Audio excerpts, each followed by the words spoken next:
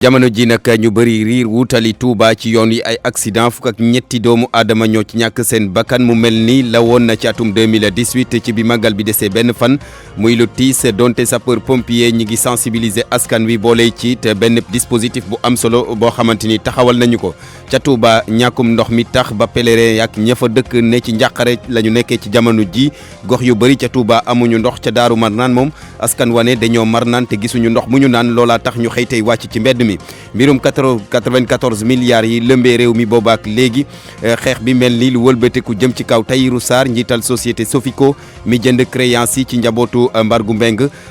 jëndee leen nag lu yées lan la ko yoon mën a toppee ak it yan daan lanu mën a teg ci ndoddam tontu li ci biir xibaar yi jox nañ ci kàddu ku xam-xamam màcc ci wàllu yoon mbiri Karim Wade nguurug Sénégal ne noppi na ngir jox ko ndàmpaay te tamit jox ko li nga xamante ni moo di àqam ak yelleefam loolu la wax ci kanamu comité mbootaayu xeet yi sàmm àq ak yelleefu doomu aadama yi Mayoro Faye yore kàddu parti démocratique sénégalais ni amatu nañu ndam sàkku nag ci nguur gi mu baral ay tànkam ci engagement yi mu jël ci kanamu mbootaayu xeet yi Cheikh Anta Seck di Sénégal gi ñu faat fële ca France juróomi fan ci weeru octobre bi rapatriement corps bi mel ni lu am ay complications Cheikh Anta Seck ay xibaar fësal ne dafa soppi woon nationalité doon guinéen leeral yeeg Ana Rocha xibaari biti réew buñ ca yegsee soxna Binta Diallo la ñu ci àndal Binta nu ngi lay nuyu. di la fay bu baax Barthélémy Ngom jàmm xaw naa dellu si ca Guinée démb président Alpha Condé dafa wooteeb dialogue nañu jàpp nag ca manifeste ya tey jii la ñu leen di atte présidence bu Côte d'Ivoire weddina ba set Guillaume Soro nee na yoonam nekkul ci jàpp bi ñu doon bëgg a jàpp ca Espagne moom Guillaume Soro nekkoon président assemblée nationale bu Côte d'Ivoire Guillaume Soro nag nee na nguuru Côte d'Ivoire moom la tuuma. yaatal gi ci kanam Ajaratu Binta Diallo tàggat yaram Youssouf Bodian nu ngi lay nuyu. xibaar yi ñu doore ko Barthélémy ak football CHAN 2020 Guinée Sénégal dimanche lay doon ca Conakry ndax war nañoo tiit ginnaaw kon yëngu-yëngu yi nga xamante ne am nañu foofule ca Conakry dañ ci dégg suñu naataango di Abdoulaye Dabo nekk ca 6TV bu Guinée muy wax tamit muy xaarandi match bu jafe di derby diggante Sénégal ak Guinée. judo tey la ñu door championnat du monde junior yi fële ca Marrakech Sénégal nag ñetti judokat la ñu yóbbu ci jogante yooyu de bokk na ci Anna Siga Faye mi nga xamante ni mooy championne d'Afrique en titre nekk tamit numéro 1 mondial ci catégorie am. yaatal gi ci kanam Youssouf Bodian reportage safaru tey bi nag tey ñu jagleel ko ñi nga xamante ni bëggoon nañu dem ca Touba te mënuñu ko ndax mënuñu dem ndax ñàkkum xaalis wala boog seen yaram yee sutante wala liggéey tax ba mënuñoo dem daañ ci ànd ak ki nga xamante ni moo di Umu Kalsum li ci yenn kay la ñuy jeexalee bu ñu noppee nag dem ca Touba fekki fa équipe RFM ñu dégtal leen journal du Magal Georges Déthié Diop lañ ci daañ ci ànd ak ñoom Malal Junior Diagne Malal waaw lañ ci àndal Malal gan nuyu la nuyu waa Touba yëpp ci jamono ji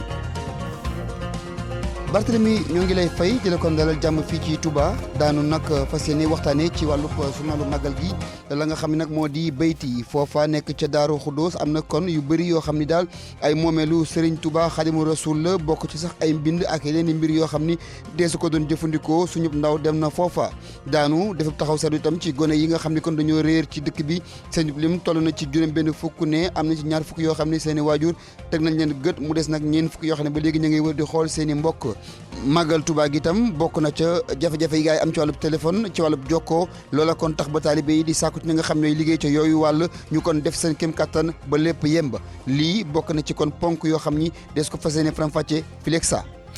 jaajëf Malal Junior Diagne yaatal gi ci kanam wax nga ko Abdoulaye Diop moo faree ci machine yi mbokk yi jërë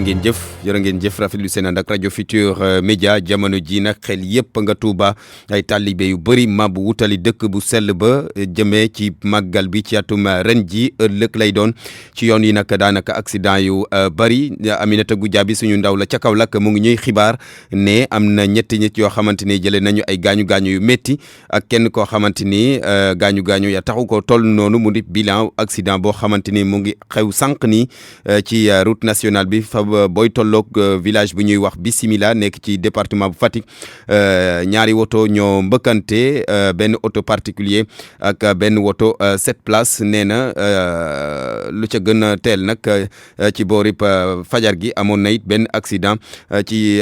yoon latéritique bi nga xamante ni moo jógee Kër Martin jëm ba Jowin ñaari moto ñoom ñoo fa mbëkkante am na ñetti nit yu ci jëlee ay gaañu ci yoon yi ci Touba ba tey ak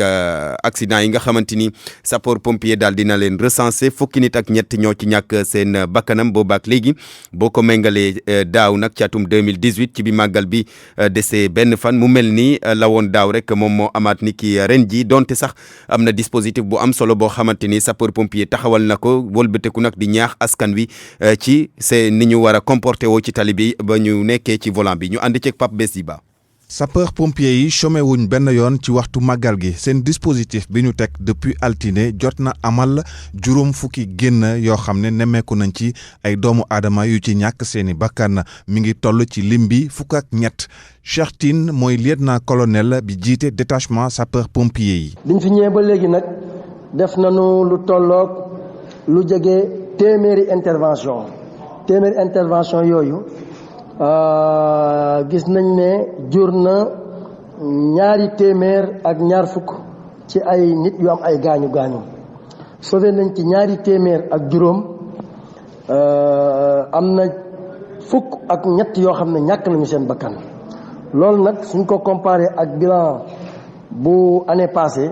day mel ni ren moo gën a tàngagum. dispositif bi nag muur na bépp yoon boo xam ne mi ngi ci jëm Touba pompiers yi ñu ne dañoo bëgg wàññi ren lool accident yi ci lu mu gën a bare. ñaax nit ñi ñaax usagers yi ñaax ñi nga xam ni ñooy ñëw Touba wax leen nanu daw ndànk nanu def ndànk depuis altine jël nañu axe yi nga xam ne yëpp te yoon yi nit ñi war a dem yëpp pour ñëw Touba sapeur pompier taxaw na fa. groupement national sapeur pompier ñu ne seen taxawaay ci màggal gi bëgg nañ ko wane bu baax a baax moo xam balaa ñu ciy egsi suñ egsee ci màggal gi ak suñ ko weesoo Pape Bessiba Touba RFM. Pape Bessiba ca Touba googi ñàkkum ndox sonal la nit ña ñoo lool gox yu bëri amuñu ndox lu mel ni la am ca Daaru Xudoos foofu nag askan wa daanaka toog nañu lu yàgg gisuñu ndox muy loo xamante ne nag neñu ndimbal daal la ñu bëgg ci autorités yi ndegam nit ñaa nga commencé bari ci seen i kër te amuñu nu ñuy def ak ñoom ndax gisuñu ndox ñu ànd ceeg Abdoulaye Diop. benn fan laata màggal quartier yu bëri la ñu fay seetlu mooy bassin bouteille wala citerne yu ñu teg ci buntu kër yi li ko waral ñàkkum ndox bi fi nekk ay fan a ngi nii mu dëkkee ci quartier 30 ci Daaru Xudoos Xadim Fall di ko dëggal. fii lañ nekk waaw man nag waaye fii dafa manqué ndox waaye man maa ngi dëkk ci côté 30 ba fële ci kaw depuis koor ga ba léegi ndox ma ñam ci gàttal moom lañ ko jënd koor ga ba léegi nag laa wax ndox moom wax dëgg manqué na fi lool sonn nañ ci trop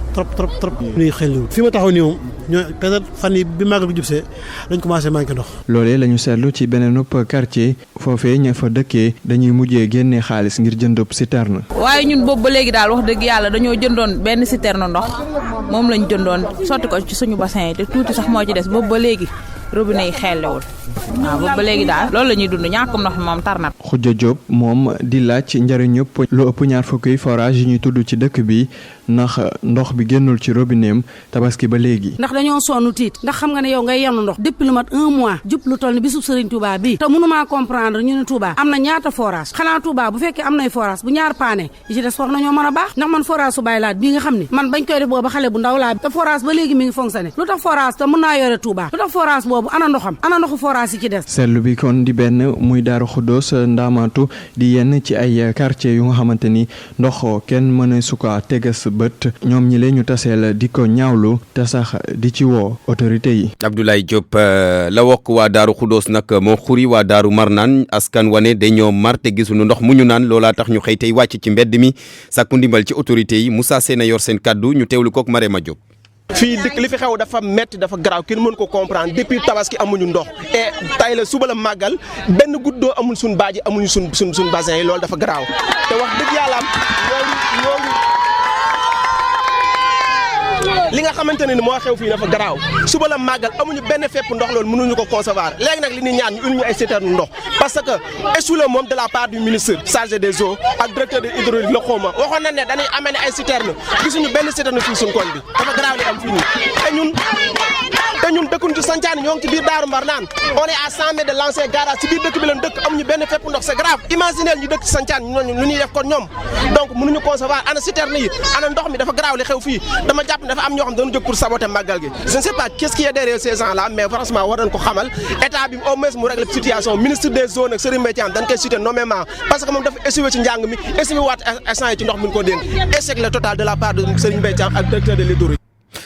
mu nekkoon nag askanuk Daaru Marnaan tey ji xëy wàcc ci mbedd mi sàkku ci autorités yi ñu dimbali leen ci wàllu ndox foofule ca Touba googi la ñuy des ak kuréel gi nga xamante ni moom la ñu tubbee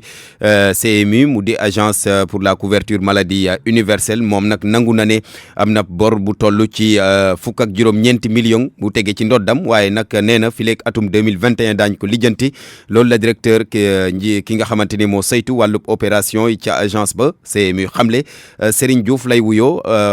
ca Touba la yëkkati yooyu le kàddu ñu teewlu ko Papa Balla Gueye. boo xoolee mbirum mutuelle yi am nañ au moins 3 millions de Sénégalais yoo xam ne dugg nañ ci mutuelle de santé yi boo ci boolee nag tout temps yi nga xam ne amaguñu juróomi at te ñu leen di faj gratuitement au niveau des postes de santé ak centre de santé ñooñu ak ñi nga xam ne am nañ 60 ans et plus yooyu yëpp boo xoolee à peu près jot nañ cee am. lu mot ay 7 millions boo ko xaymaa ci en terme de couverture mu ngi toll ni 50% de couverture lu ma mën a wax mooy gouvernement du Sénégal ministère de l'économie et des finances vraiment effort yu bëri def nañ ko ci. ba tax na hôpital yi ba tax na poste de santé yi ba tax na centre de santé yi wax dëgg yàlla depuis un certain moment ñu ngi ciy remboursé xaalis bu bëri. waa il a également ci mbirum mutuelle de santé bu ñu xaymaa tey à peu près depuis par exemple mois de mars bu ñu commencé accélérer processus boobu daanaka état remboursé na plus de 4 à 5 milliards donc dynamique boobu bu soobee yàlla ak suñu kilifa dynamique boobu dina continuer avec l'appui du ministère de l'économie des finances et du gouvernement du Sénégal de manière générale boo xam ne wane na ne wax dëgg yàlla problème boobu dañ ko war a résoudre à peu près daal bu ñu ko mujjee xayma 19 milliards la woon waaye luñ ci fay mu ngi avancé bu baax a baax. mu nekkoon Serigne Diouf di directeur des opérations bu agence CMU ay kàddoom ci micro Papa Balla Gueye fukki simili ak ñett moom moo bootu ci benn waxtu. pour man RFM mooy rajo bi gën a jege askan wi. RFM rajo bi jaamu seen soxla. doon naa leen ko junj ci bopp xibaar yi ki nga xamante ni moo di Cheikh Anta Seck di sénégalais gi ñu faat ca France juróomi fan ci weeru octobre bile rapatriement corps bi nag mel ni lu amee ay complications ndax neñu Cheikh Anta Seck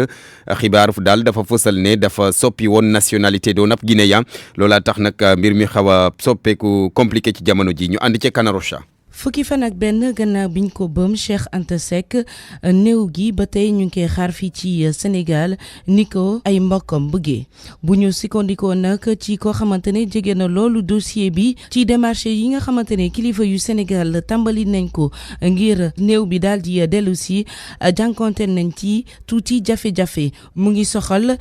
nationalité victime gi. ndax ci diir gi mu togg ca France ci ay xibaar Sidi Gawane niñ ko doon woowee dafa changé woon tour jël nationalité guinéenne loolee ngir am benn statut d'asile foofee ca France samedi juróomi fan ci weeru octobre lañ ko jam ñetti yoon ak paaka ci clavicule gi waaye itam ci carotide gi ki nga xamante ne moom lañ ci tuumal benn xale bu góor la am fanweeri at ak juróom-ñett te nee nañu dafa am problème bu xel ñu ngi ko téye woon ca maison d'arrêt bu Limoges laata ñu génnee ko fa semaine gi weesu ndax dafa amoon benn crise de folie loolee bu ñu sukkandikoo ci yéenekaay français bi di Le Populaire du Centre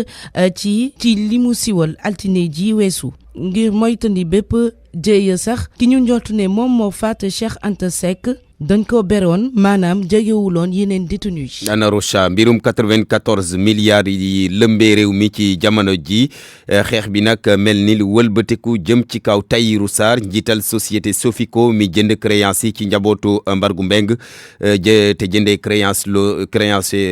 yooyu jëndee leen du néew lan la ko yoon mën a toppee ak yan daan la ñu mën a teg ci ndoddam laaj la yu El Hadj Ndiogou Diène laaj pénaliste bi di Ousseynou Samba. xam nga li liy Tahirou Sarr ak njabootu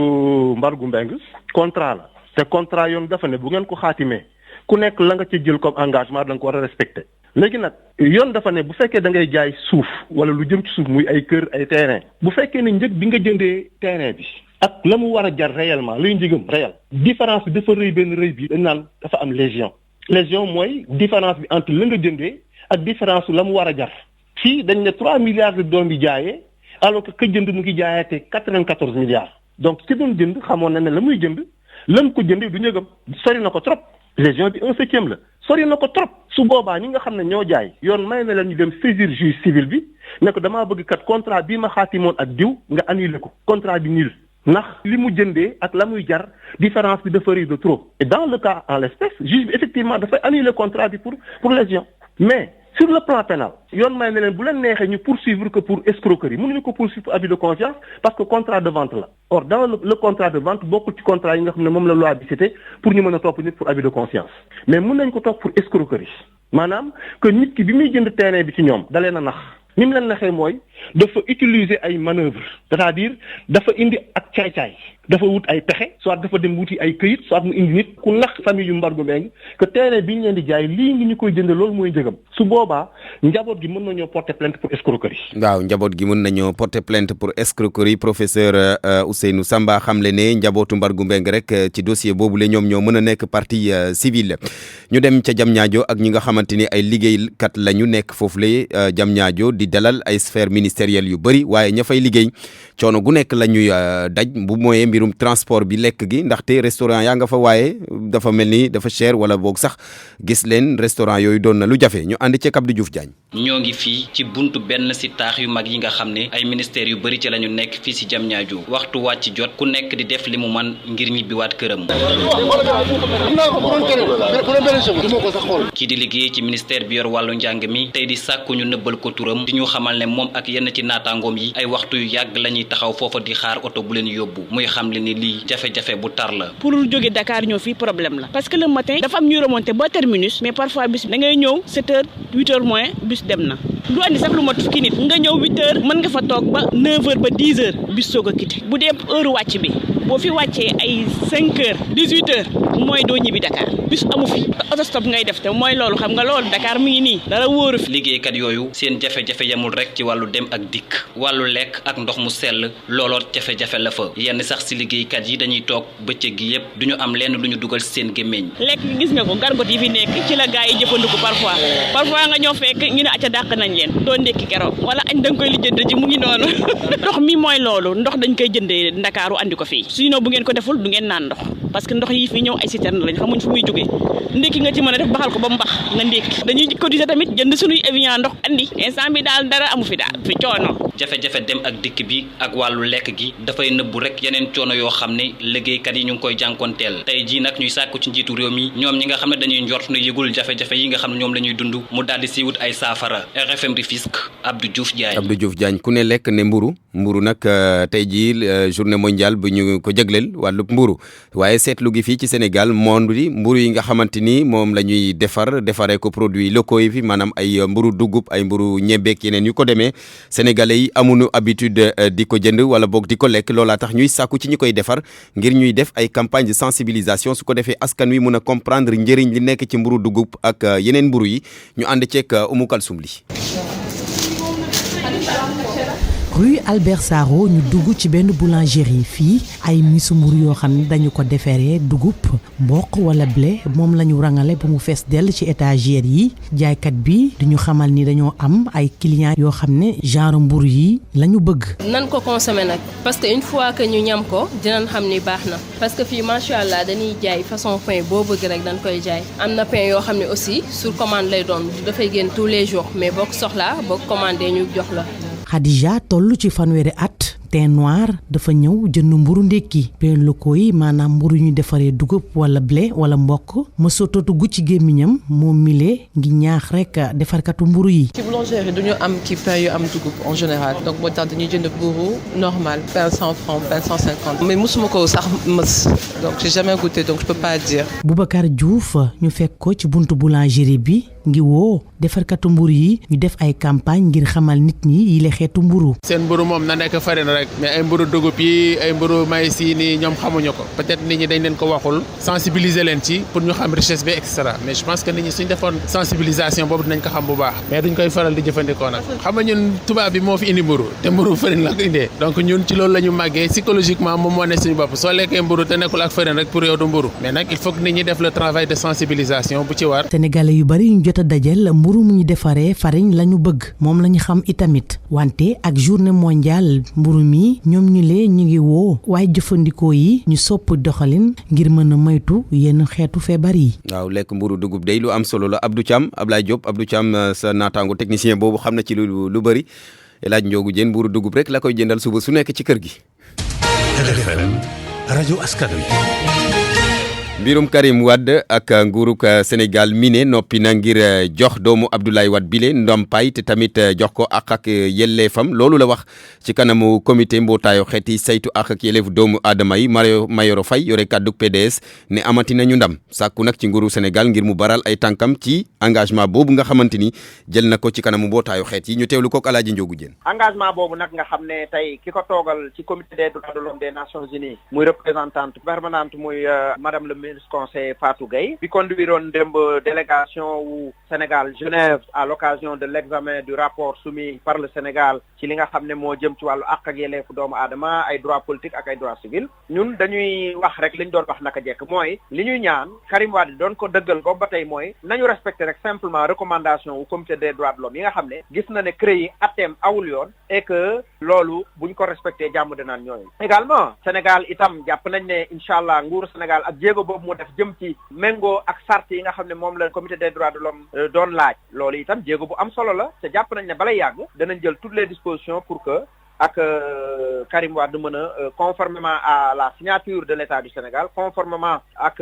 pacte yi mu signé ci droit international que Karim Wade mën a ñu delloo ko ak yelleefam étant entendu que état yi itam bu mu ci mënti doon ak lu ñu am souveraineté dañu war a respecter seen signature au plan international may fàttali également que lii xëy na ndam la bu bees mais ndam yàgg na am ndax lu jege fukki jàmmaarloo diggante Karim Wade ci wàllu CREI bi ak ñi nga xam ne mooy état du Sénégal yàlla may na ci ndam Karim Wade mu siggi ci procès bi il faut ñu xoolaat ko xoolaat itam lu jëm ci wàllu amende yi ñu doon wax xoolaat aussi ndàmpaay yi nga xam ne exigence su comité des droits de l'homme la maanaam nañ def réparation. mu nekkoon Mayoro Faye yore kàddu parti démocratique sénégalais ci dogal googu nga xamante ne nguur gi jël na ko fas yéene jox ndàmpaay Karim Wade te tamit delloo ko ak yelleefam muy lu engagement bu mu jël ci kanamu mbootaayu xeet yi wax ci leneen ak député bi Moustapha Cissé Lo mi ne doyal na dootul bokk ci élection législative ngir doon député fële ci assemblée nationale moom sax li mu bëgg moo di ñu limité mandat électif yi ci institution yi moom Moustapha Cissé Lo tey ci suba la yëkkati yile kaddu fële ca Touba ci bi ñu fay réaliser RFM matin ñeel spécial magal bi RFM nekkee boobaak léegi ñu teewlu ko kaddu yu mu dénk Babacar Fall. ku mel ne man ndegam man maa am 65 ans jël sama responsabilité ni dootuma xëccoo ndomba tànk boo xam dañ koy joxe national dootuma ko xëccoo du doon député bu sama mandat jeexee dootuma présenté wu bëgguma nekk président de la république kon damay wut ci ñi ma gën a ndaw ma jàppale leen ku ma yaakaar ne xelam rafet na jëfam rafet na te ku ko jox réew mi du suuxal réew mi kon li ma bëggoon moom yàlla def na ko mooy ñoom ñu juboo ànd président Macky Sall it maa ngi koy ñaanal ndax mi ngi ci deuxième mandat nag ku ci li nga ni dootoo yootoo nekk député ak pal moom ba doo ci dellu ginnaawa déedéet li ma wax dama ni mandat bii ma yor bu député ci lay mujj a présenté wu ndax 4 législature laa def 4 doy na wax naa ko ñeenti législature retraite parlementaire 65 ans bu sama mandat di jeex 67 ans. est-ce que wareesul ni ñu limité mandat yeneen def ko ci député yi dañ koo war a def ci député ak maire ak lépp dama ni wax naa ak suma benn mag Doudou Wade ñuy waxtaan ma ne ko Doudou dañu war a dem nag jéggi di wax naan président 70 ak 72 ans dañoo war ni mandat électif ku amati 70 ans wala 74 ans wala 75 ans dootoo nekk lenn doo nekk maire doo nekk président assemblée doo yor institution doo nekk président de la république dafa jot ndax nit ki bu dee toog nag mi ngi liggéey di liggéey ci dara di liggéey ba war a sonn war na bàyyi ay doomam ak ki jarbaatam ñu wootu ko. RFM bitim réew. muy lu wër li mu wax dëgg la de. liggéey nag day am noppalu. waaw dem noppalu jox ñeneen ñu dem. bu ko am santal yàlla te toog wird. dëgg neex yàlla wax na dëgg Binta. biti réew ñu dem ca Guinée nga xamante ni dal am na fa gannaaw ñaari fanu fitna ya fa. gannaaw wooteeb dialogue bi nga xam ne président Condé def na ko muy calme boo xamante ne nag maanaam jàmm goo xamante ni dëgërugul bu baax ndax ci yenn quartier yi ca Conakry nee nañu ay manifestants ña nga fay génn di daal di génne nag ay barrage di ko def ci tali bi ñi nga xam ne ñooy jaay ci marché yaak boutique yi tëj nañu seen boutique sànq ci suñu xibaaru français yi jokkoo nañ ci ak suñu benn naataango ba nekk foofu ca Guinée moom nee na Aliou Beyam Diallo nee na ñi nga xam ne jàpp nañ leen sax ca manifester ya daanaka tey ji la ñu leen di atte. ñu dem ca beneen Guinée bi Bissau foofu nag assemblée nationale ba dafa mel ni ànd na ca programme ba fa gouvernement ba tëral. muy député yi nga xamante ne ñoo ànd ak nguur gi ñoom ñëpp daal nañuy xaatim programme bi nga xam ne moom la gouvernement ba war a wéyile dañuy dem Bissau fekki fa na waa Mankali. député dañoo war a débattre ñetti fan yu war a ñëw pour ñu mën a wax ci juróom benn point yooyu premier point bi dafa nekk discussion ñu mën a voter programme bu gouvernement bu Aristide Gomis xamante ni député yu fa nekk ñeent fukk ak juróom-ñaar yu PAIGC ñett yu APU PDGB benn bu Union pour le changement ak benn bu parti de la nouvelle démocratie bu ñu ne PND dañoo voter ci faveur programme bu gouvernement bu Aristide Gomis pour ñeent at dañu mën a yokk mooy ni ñaar fukk ak juróom-ñaar parlementaire xamante ñu ngi bokk ci Madem G15 ak ñaar fukk ak benn yu PRS ak ñaar yu APU PDGB ñooñu dañoo bàyyoon session bi ndax ànduñu ak emplacement ordre du jour boo xamante ni moom la ñu war a débattre ñooñu lu ñu bëggoon mooy ni ñu indi woon ci premier point appréhension bu lu jógee ñaar tonnes bu cocaïne député yu PAIGC xamante ni ñoo nekk di jàppale nguur bu Aristide Gomis dañoo bañ loolu premier ministre dafa war a indi leeral ci ñaar tonnes yu drogue yoo xamante ni moom la ñu jàppoon te loolu dafa indil ay waxtaan yu bëri ci parlement bi diggante député yi ndax député yu Madem G15 ak yu PRS ñooñu dañoo finalement abandonné session bi Nouakchott Bissau RFM. Nouakchott moom Binta xam nga nuñ koy defam dañ koy andi fii Dakar jox ko Alaaji Assane Gueye bu yaakaar naa foofu. pourtant Nouakchott moo tane ñu bari de. waaw tane na waaye ba léegi am na lu des mu ngi mel ni Anna Rocha bi muy door wolof fii rek. non Anna ba léegi dara déggul dara de Anna ñuy rey fii. non mais mu ngi góorgóorlu ñu jëm ca Abidjan nga xamante ni nag àdduna ci arrestation Guillaume Soro dañ ko bëggoon a arrêté ca Espagne waaye mbir ma dafa moy ministre mi nga xamante ni moo yor wàllu affaires étrangères ca Côte d'Ivoire daal dina génnee benn communiqué gouvernement bi weddi ba set lu ñu ne wala boog lu Guillaume Soro ne dañu ko bëggoon a jàpp te nguuru Côte d'Ivoire moom moo nekk ci ginnaaw nag fële ca Espagne Interpol moom moo bëggoon a teg loxo ka nekkoon président parlement bu Côte d'Ivoire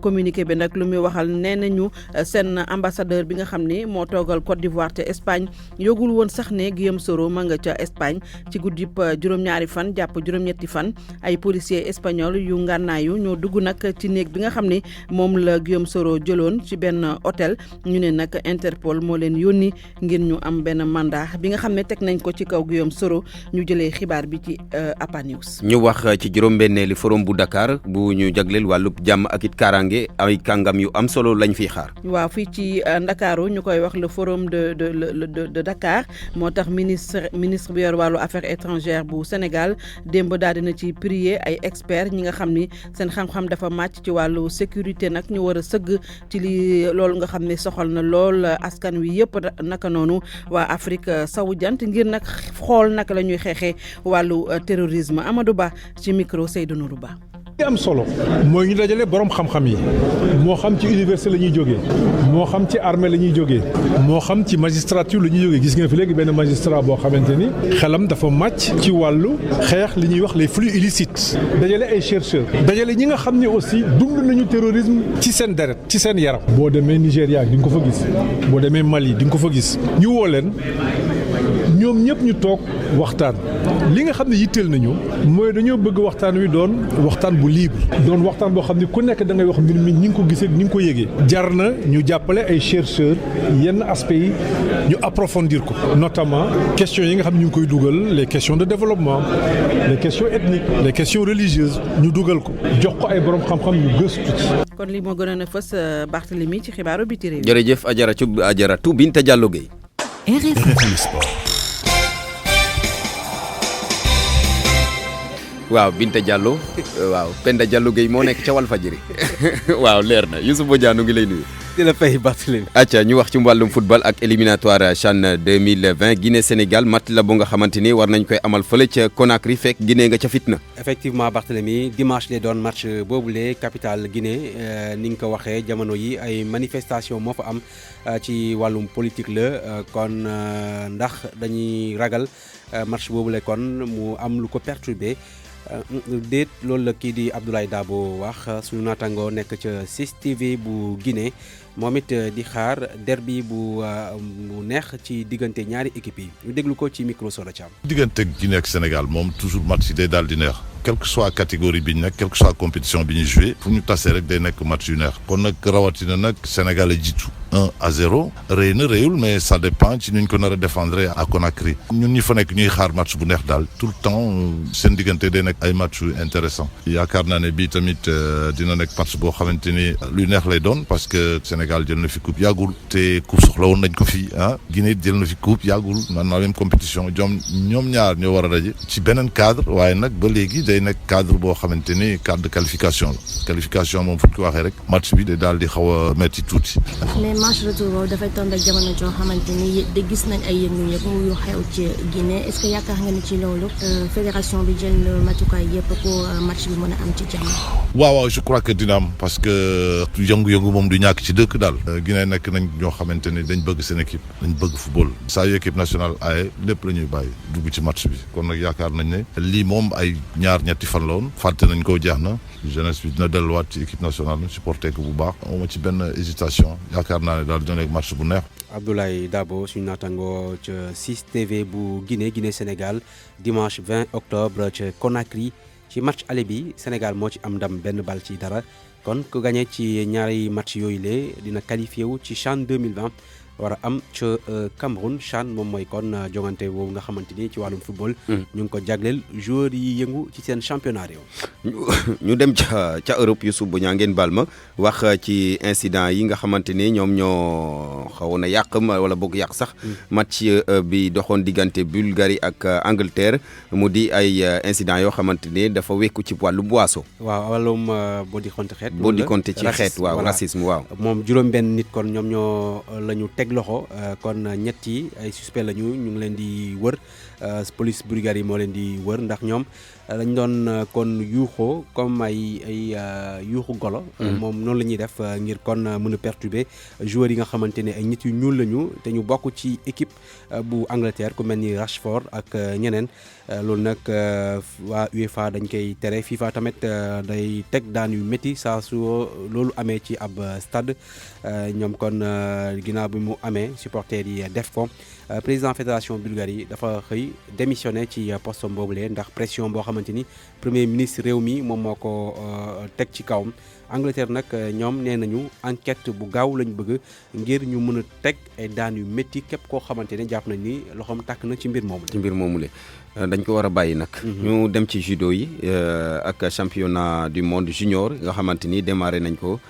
tàmbali nañ ko fële ca Maroc. ca Marrakech ñetti judokat maanaam ay ñuy def judo ay jigéen la ñu tànn Sénégal ngir ñu teewal leen ci jongante yooyule bokk na ci ki ci gën a fës ñuy xaarandi médaille ci moom di Anna Siga Faye moom mooy championne d'Afrique en titre nekk tamit ki jiitu ci àdduna bi ci catégorie bi mu bokk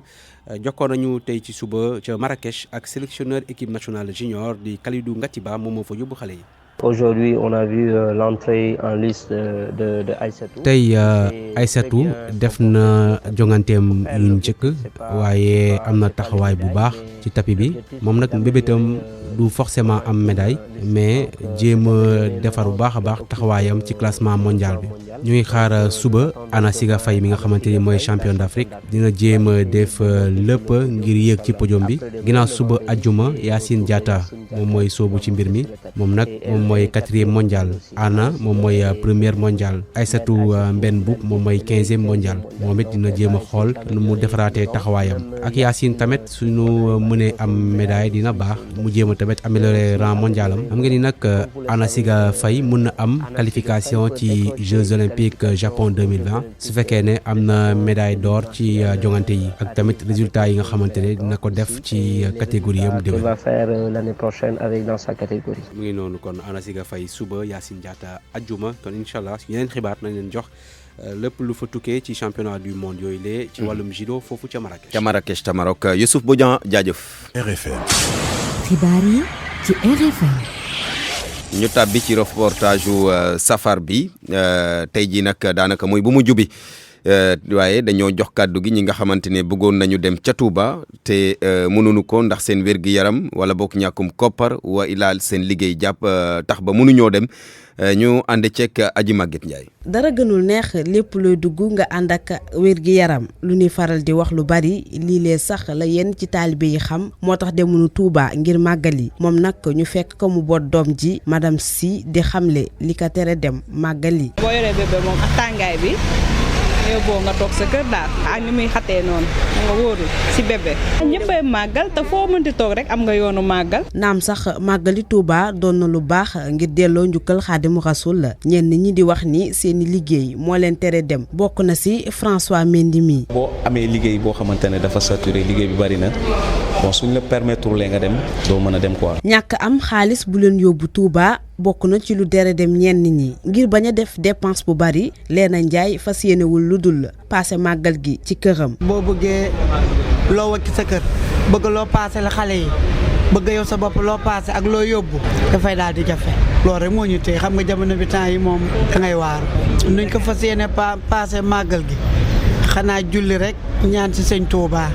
ñaanal ko yal na yàlla yokk leeram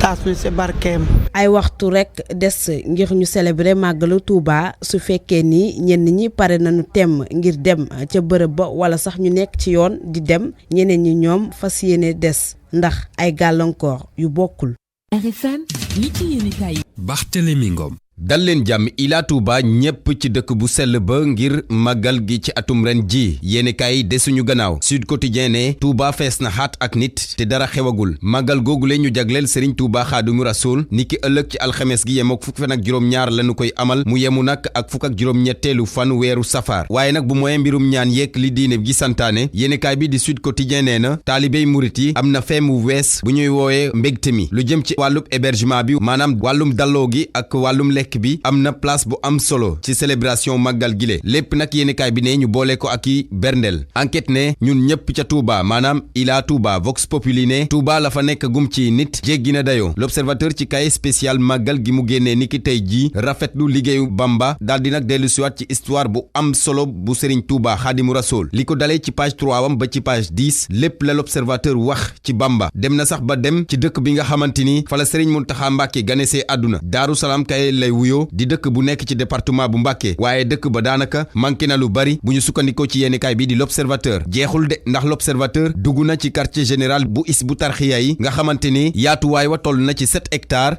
dëkk la bu nga xamante ni daanaka méngoo na ak jamono ndax l'observateur nee na lépp luy commodité rek ma nga fa laas yéenekaay daal di siiwal turi kilifa diine yi nga xamante ni ñoom ñoo gën a ràññeeku ca Touba bokk na ci Serigne Mountakha Mbacké bi ñu ne bokk na ci li ko gën a ñor mu di dajale nit ñi fexe ñu doon benn ba pare it doon homme du dialogue maanaam ku bëgg waxtaan la Serigne Abdou Karim Mbacké Makarimal Akhla yéenekaay bi daal di siiwal liggéey bi mu def jagleel ko ndaw ñi ak kii di Serigne Moussa Mbacké Nawel yéenekaay bi ne mooy homme de confiance su xalifu Touba bi ba ci Serigne Bass Abdou Khadre mi yore kàddu kàdduk Touba lu ëpp fukki at a ngi nii moom moo yore kàdduk cité religieuse boobu lee di Touba am na ñetti xalif yi fu jot a jaar ku ci nekk ànd ak moom la yéenekaay bi di laas xamle source a ci wàllam daal di jaaraat ci yoonu Serigne Touba ak bañ gi mu bañoon fitna ak nooteel bi ko tubaab bi bëggoon a teg miracle bi mu njëkk a def moom Xaadimu Rasuul mu di bañ ko yóbboo ca Gabon ci atum 1895 ba ñu demee dañu ko transféré yóbbu ko ci base bu armée coloniale bi jébbal ko nag fukk ak ñaari soldaar yoo nga xamante ne dañoo ngannaayu ba fees waaye naka lañ ko joxoñ rek commencé daanu di dee kenn par kenn te kenn xamul lan moo leen di rey ñaareelu miracle bi mu di buñ ko jëlee daal di ko yeew ci garab bu mango garab ga jékki-jékki daanu ay at tegu ca rek teen bu am ndox mu sell feeñee ca fa garab ba newoon noonu tubaab bi jël Bamba daal di ko yóbbu ca Mayumba ci forêt équatoriale bu nekk ca Gabon ak yeneeni miracle yi nga xamante ni Serigne Touba def na ko suñu naataango yi source a xëy dañu ko xamal loolaa tax sax yéenekaay bii di Soleil bind ne Bamba la lumière toujours vive maanaam leeraayu Bamba ba tey ba sànq ba ëllëg mu ngi fi ak ñun ci yoon yi ci Touba moom Vox Populi daal di recensé lu toll ci téeméer ak ñetti accident ak juróomi nit yi ci ñàkk seen bakkan am na juróom-ñaari téeméeri doomu aadama yoo xamante ni teg nañu leen loxo ñaari kilogramme yamba nangu nañ ko ci dispositif bi nga xamante ni wéy kaaraange gi taxawal nañu ko lu ëpp junniy gendarme la ñu déployé junniy sapeur pompier ak ñaari junni ak juróomi téeméeru ay alkaati maanaam ay policier beneen sujet bu gën a fës ci actualité yu àllarba gi di plainte bi nga xamante ni Mamour Diallo teg na ko ci table procureur de la république jëmee ci kaw Ousmane Sonko ci mbirum 94 milliards yi plainte bi démb la ñu ko yóbbu Ousmane Sonko bu ñu sukkandikoo ci yéenekaay bi di Vox Populi lu ñu koy toppee mu dip wàllub diffamation maanaam sosal nit yàq deram waxal ko lu amut enquête ne plainte ya daal bari na lool ndaxte bu mooyee Mamour Diallo mouvement Frapp France Dégage ak ki di maître Ousmane Seye ñoom ñëpp déposé nañu ay plainte la tribune sax jàppee ko fast track ci mbirum 94 milliards yi maître El Hadj Diouf avocat wu Mamour Diallo mi déposé plainte am bi ni ki démb nee na waa Libération Ousmane Sonko bu yeboo xam ne daañ ko summi ba mu set wecc waaye nag Sud Quotidien nee na maître El Hadj Diouf daanaka bësam bi démb ca tribunal bu Dakar du ko gaaw fàtte naka la ne cëpp foofu rek yuuxoo ya jolli waa Frapp France Dégage ñoo ko doon yuuxoo bundu xataal ko avocat bi nag di maître El Hadj Diouf ci biir yéenekaay bi di Les Échos la mu wax leer na nee na Ousmane Sonko bu yeboo xam ne daañu ko sonnal daañu ko massacrer daañu ko summi ba pare nag daal di ko punir yéenekaay bi sax ne Ousmane Sonko bu dee lu ñu koy toppee am na bu yeboo xam ne dana def kaso gën gaa néew ñetti weer gën gaa bari ñaari at ba noppi nag ñu amande ko diggante 100 000 jàpp 1 million ci sunu koppar Ousmane Sonko di député ca assemblée nationale googule am na bureau bu bees Abdou Mbow bokkatu ca yéenekaay bi di quotidien xibaar ne Cheikh Tidiane Gadio moo ko remplacé ci poste 3e vice-président Abdoulaye Baldé nag ñu jox ko commission énergie lii ya tax ba yéenekaay bi di quotidien jàpp ne Macky Sall day récompensé na bu baax ñi nga xamante ni ñoo di ay alliés yéenekaay bi di Les Échos jàpp ne récompensé na leen ak ay sucette ba noppi nag ne du rek Abdou Mbow ndaxte Awa Gueye it bokkatul ci bureau bu assemblée nationale ñoom ñaar ñëpp dañ leen dégradé bu ñu sukkandikoo ci yéenekaay bi di Les Échos ñu wax ci mbirum Karim Wade ak yéenekaay bi di l'Observateur bi ñuy xibaar ne nguur gi noppi na ngir réparer préjudice bi nga xamante ni subirloo na ko kii di doomu Abdoulaye Wade gile firnde gi l'Observateur ne ci kanamu comité des nations unies buy saytu ak yelleefu doomu aadama yi fële ca Genève nguurug Sénégal dafa jël ay engagement ne dina réhabiliter kii di Karim Wade loolaa tax sax sama naataango ne diggante nguurug Sénégal ak njabootu Abdoulaye Wade bi dey daanaka coppeeku am na ci tension bi doxoon seen diggante ci atum 2012 ba nëgë ni fay na tey jii tuuma yeeg bundu xataali la ñu tege ci wet gi fas yéene nag jubboo yendoog jàmm